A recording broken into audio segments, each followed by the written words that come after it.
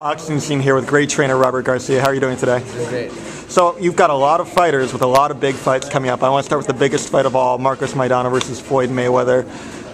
This is an obvious question, but what is the difference between preparing for Adrian Broner and preparing for Floyd Mayweather? Well, look, before the fight, everybody thought and everybody said Adrian Broner was the next Mayweather. Everybody was talking about Maidana had no chance, and Mayweather himself would say that Adrian Broner was the next guy to take over after he got out of boxing. But you know, after the fight, it seemed like everybody changed their mind. You know, Broner was not the same. Broner's not as good as Mayweather was.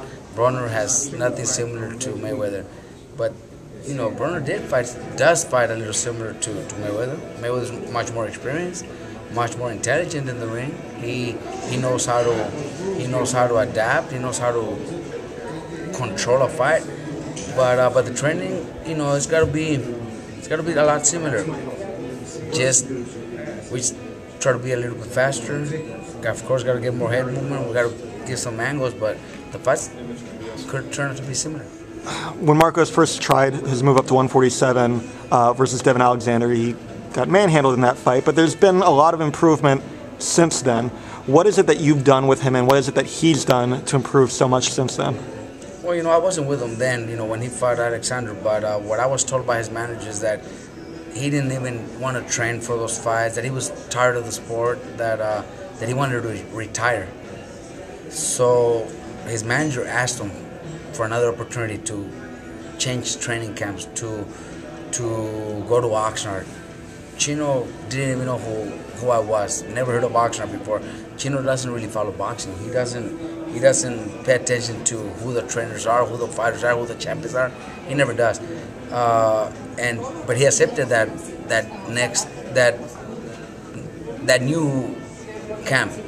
And when he came over, the first couple of days were a little bit hard, but after a few days, made friends and fell in love with the gym, fell in love with boxing again. He listens, he practices everything I'm told, everything I told him, everything we tell him to do, he's always trying.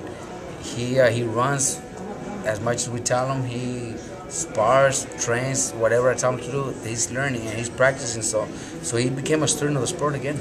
You were talking about the attributes of Mayweather and all the things that Marcos is going to need to do to work on in camp. How difficult a fight is this for Marcos? Well, it won't be easy, but it won't be easy for Mayweather either, because Mayweather's never fought somebody that's going to stay on him like Chino will, like Maidana will.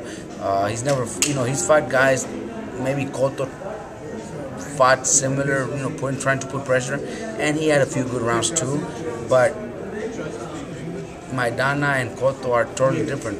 Maidana goes out swinging, trying to hurt his opponent. Cotto's more of a smart fighter who picks his punches. Maidana throws punches and swings and hits tremendously hard. I never felt Cotto's punches, but I'm pretty sure Maidana hits a lot harder than Cotto. Do you see any signs of aging or slowing down in Mayweather? He looked sensational in his last fight against Canelo Alvarez, so I don't think so. So, I mean, you're prepping for as good a Mayweather as possible. Definitely. We got to get ready for the best Mayweather, because Mayweather right now, I think he's at his best moment. And you mentioned the success that Cotto had, but is there anybody else that you can look to and find? You know, we could go back to Castillo, Mayweather, the first fight, but that's like 15 years ago, so why would I? I just got to study Mayweather's fights and the most recent fights. You know, I don't want Chino to be watching those fights, but I'll do it myself. And you know, little things that I could pick up, little things that I'm already working on with Chino, could be effective in the fight. Why do you not want him to watch the fights? Why would I want him to watch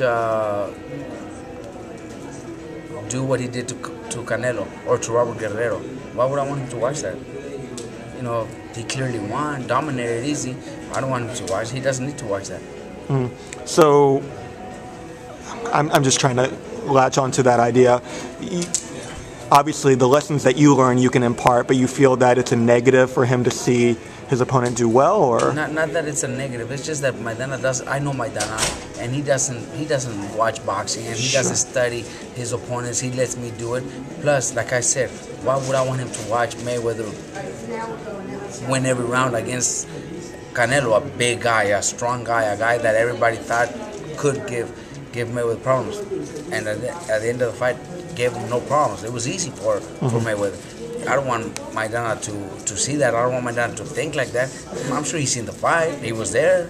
He was there live. He's seen it, but he does. I don't want him to train right now thinking, damn, this guy's hard. This guy's. I want him to think that he could do it, and that's what he's training. He's training like he already knows what he's gonna go in there and do against Mayweather. He's thinking Broner is stronger than Mayweather. I want him to keep thinking like that.